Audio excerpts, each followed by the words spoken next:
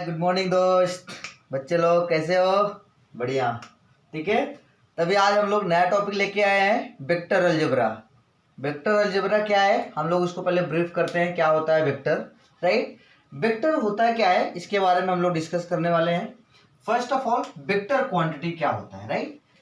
Vector quantity और those quantity who have magnitude as well as direction, right. जिसमें magnitude होता है और साथ साथ क्या होता है, direction, that quantity is called the vector quantity, right. अगर हम बात करें स्केलर का, स्केलर क्या होगा, स्केलर क्वांटिटी और those quantity who have only one magnitude not a direction. Scalar में क्या होता है, सिर्फ मैग्नीट्यूड होता है, डायरेक्शन नहीं होता है। जैसे अरे आपको ले लो, आपको लाना है 90% मार्क्स, 95% मार्क्स, लेकिन पढ़ना नहीं है क्लास में, बैठना नहीं है लेक्चर में, तो 95% कैसे आए? आप डायरेक्शन में नहीं जा रहे हो, तो आप स्केलर हो गए हो। आप देख लो, अगर आपको स्केलर क्वांटिटी बनना है तो आपके पास क्या आ गया, 90% का टारगेट लेके चल रहे हो, लेकिन स्टडी करना ही नहीं है। जब स्टडी नहीं करोगे तो क्या होगा, स्केलर क्वांटिटी, डायरेक्शन नहीं है आपके पास। मैग्नीट्यूड तो है, आपने टारगेट रखा है, लेकिन डायरेक्शन नहीं है, तो ये क्या हो जाएगा, स्केलर क्वांटिटी। बट जिसके साथ क्या होगा, डायरेक्शन होगा, डायरेक्शन के साथ साथ उसका मैग्नीट्यूड भी होगा, वो फिजिकल क्वांटिटी क्या होता है, वेक्टर क्वांटिटी। होप समझ में आ गया। एग्जांपल लेते हैं। सपोज अगर मैंने बात किया डिस्टेंस, डिस्टेंस क्या होता है बेटा, ये स्केलर क्वांटिटी होता है।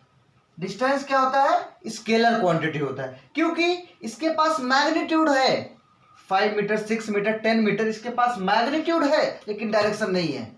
क्या करना है, किधर से जाना है, कैसे जाना है, ऐसे जाना है, वैसे उसके पता नहीं है। इसके क्या है, distance is the scalar quantity. But अगर मैं बात कर लूं डिस्प्लेसमेंट का, डिस्प्लेसमेंट क्या होगा, ये वेक्टर क्वांटिटी हो जाएगा।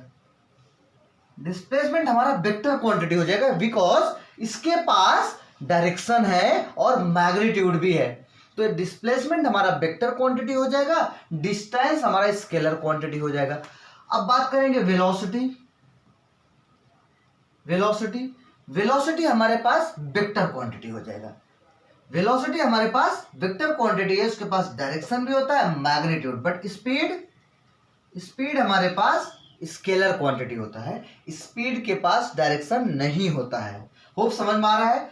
तो अभी अगर हम इसको नोटेशन की बात करें, सपोज अगर हमने यहाँ पे ए लिखा है, ए के ऊपर ऐसे वेक्टर लगा दिया है, इसका मीनिंग है बेटा कि ये डायरेक्शन है, इसका टारगेट पता है किधर से जाना है, ये ए से बी, ये डायरेक्शन पकड़, ये रोड पकड़ के जाना है, इसको डायरेक्शन पता है कहां से कहां पहुंचना है, इसलिए this is a vector quantity. ये रिप्रेजेंट करता है हमारा वेक्टर, राइट। होप समझ में आ गया होगा वेक्टर क्या है।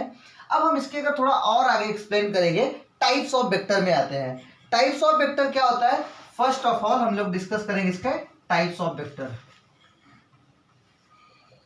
टाइप्स ऑफ वेक्टर में क्या होगा, टाइप्स ऑफ वेक्टर में सबसे पहला आता है हमारे पास नल वेक्टर।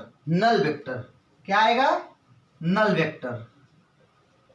फर्स्ट टाइप्स होगा बेटा नल वेक्टर। क्या होता है ये, it is called zero vector, इसका जीरो भी बोलते हैं। इसका क्या मतलब है, इसका मैग्नीट्यूड कितना होता है, जीरो होता है। अगर हमने एक मैग्नीट्यूड लिया, इसमें डायरेक्शन के साथ इसका मैग्नीट्यूड ही जीरो होगा, that vector is called zero vector और नल वेक्टर। सेकंड देखते हैं, सेकंड टाइप्स की बात करेंगे हम लोग, यूनिट वेक्टर। क्या होगा, यूनिट वेक्टर।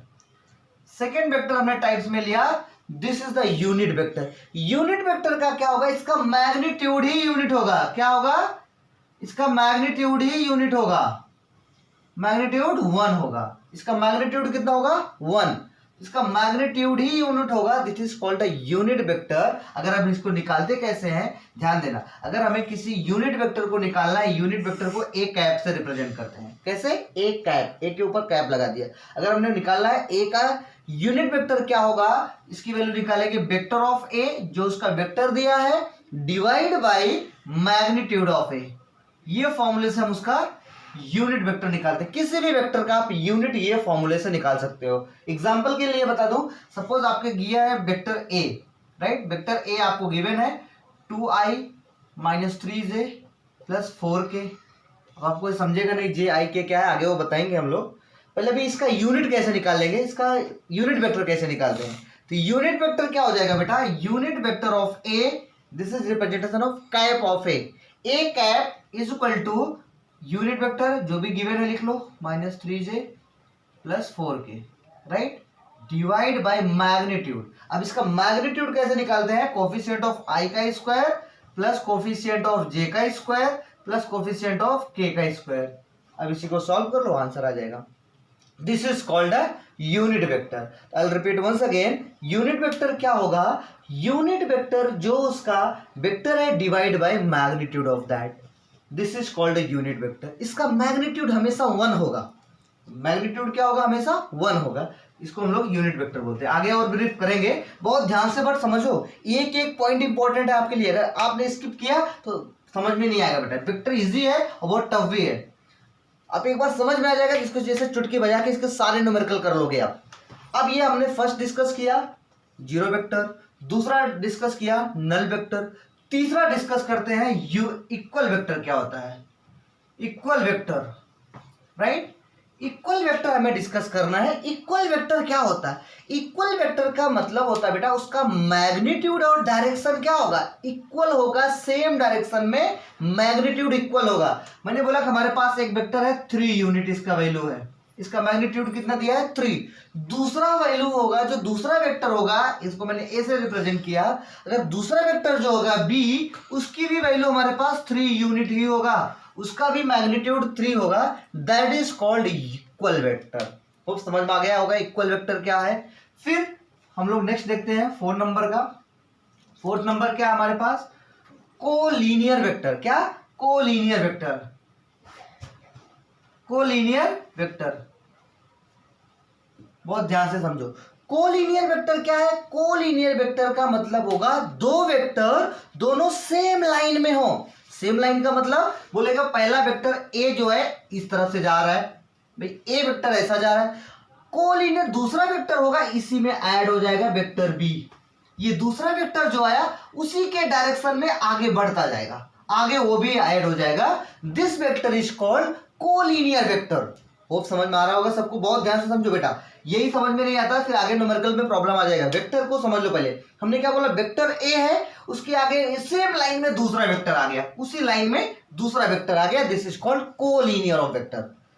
नेक्स्ट आता है हमारे पास 5th नंबर में कोप्लेनर ऑफ वेक्टर। इसको बहुत ध्यान से समझना है, कोप्लेनर सबसे ज्यादा इसमें आता है question, coplanar of vector, right. Coplanar of vector में क्या होगा, बहुत ध्यान से समझो। कोप्लेनर का मतलब होगा, सपोज हमारे पास दो प्लेन है, एक्स प्लेन है, वाई प्लेन है, एक्स लिया वाई लिया, कोप्लेनर का मतलब होगा दो वेक्टर दोनों एक ही प्लेन में हो, भाई एक्स प्लेन में है दूसरा वाई प्लेन में। अगर मैंने इसको बोला ये हमारे पास एक्स प्लेन है, दिस इज एक्स प्लेन, और दूसरा ये वाई प्लेन, अगर हमारे पास दो वेक्टर है, बहुत ध्यान से समझो, इस तरह से है, ऐसा है, ये ऊपर जा रहा है एक नीचे जा रहा है, तो ये क्या हो जाएगा, कोप्लेनर वेक्टर। तो ऑलवेज रिमेंबर बेटा कि जब भी दो वेक्टर होगा, कितने, दो वेक्टर, जब भी 2 वेक्टर होगा तो always both of the vector are coplanar vector. Keep in mind, हमेशा ये रट लो कि जब भी दो वेक्टर होगा, दो वेक्टर हमेशा कोप्लेनर ही होगा। अब देखो ये दोनों मैंने लिया, ये प्लेन में आ गए, अब ये आप ऐसे ले सकते हो, ये भी प्लेन में आ जाएगा, अब कैसे भी रखोगे, ये देखो ये भी प्लेन में आ जाएगा। तो दो वेक्टर, जब भी आप 2 वेक्टर्स लोगे वो कोप्लेनर होने वाला ही है।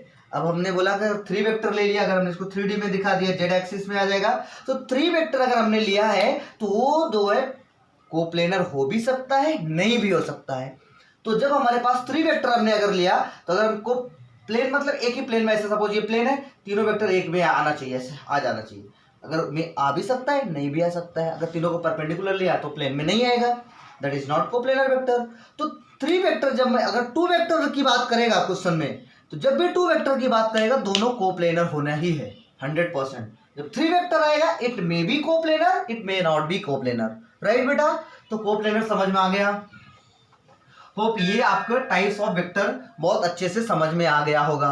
अब इसके हम लोग थोड़ा एंगल डिस्कस कर लेते हैं। एंगल में सपोज बहुत ध्यान से समझो, एंगल गिवन होगा, कोई एक वेक्टर इस तरह से गिवन है, वेक्टर ए, राइट, इसके ऊपर ऐसे डायरेक्शन दिया रहेगा, this is representation of vector A, और एक वेक्टर ऐसे दिया है वेक्टर बी, इस तरह से, राइट। अब इसको हम लोग उसको क्या बोलेंगे, हेड, और इसको टेल। ध्यान दो, ये हेड है और ये जो अगर हमने एक वेक्टर बनाया ये हेड होगा और ये टेल। ध्यान दो, ये हेड है जहां पे एरो रहेगा और ये क्या होता है, टेल। अब जब हेड में इसका टेल में इसका हेड आके ऐड हो गया तो हम बोलेंगे ए, अगर ये वेक्टर बी है, ए और बी के बीच का एंगल कितना है, कितना एंगल है।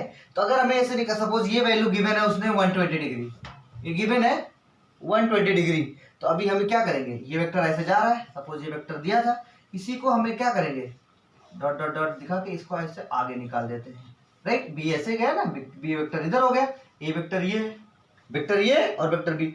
अब ये आपको कितना दिया था 120 डिग्री, अब ये पूरा कितना हो जाएगा 180 डिग्री, ये पूरा यहां तक ध्यान दो, ये 180 हो जाएगा, 180 में से 20 निकाल दो तो ए और बी के बीच का एंगल जो आएगा कितना आ जाएगा बेटा 60 डिग्री।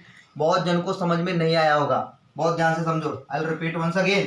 क्या था, मैंने वेक्टर ए को एज इट इज लिख दिया, अब क्या करना है, वेक्टर बी जो गिवन है ये, इसी को ऐसे आगे बढ़ा दो, देखो बढ़ा दिया ना, इसी को आगे ऐसे ऐसे बढ़ा देना, मैंने बढ़ा दिया। अब ये वेक्टर मुझे निकालना है, ये डिग्री एंगल, ये एंगल निकालना है। अब अगर हम ये पूरा वैल्यू बताएंगे तो ये 180 होता है, सबको पता है कि कोई भी एक्सिस पे अगर हम ये वैल्यू निकालेंगे तो 180 डिग्री होता है, ये पूरा 180 होगा। अब ये वैल्यू गिवन है उसमें, क्या है, ये वाला वैल्यू गिवन है कितना 120, अब 180 माइनस 120 करोगे तो कितना आ जाएगा 60 डिग्री, तो ये वैल्यू कितना हो गया 60 डिग्री। ये वेक्टर ए बी हो गया और ये vector A, this is vector B. A और बी के बीच का जो नया एंगल ये मिल गया, दिस इज कॉल्ड 60 डिग्री।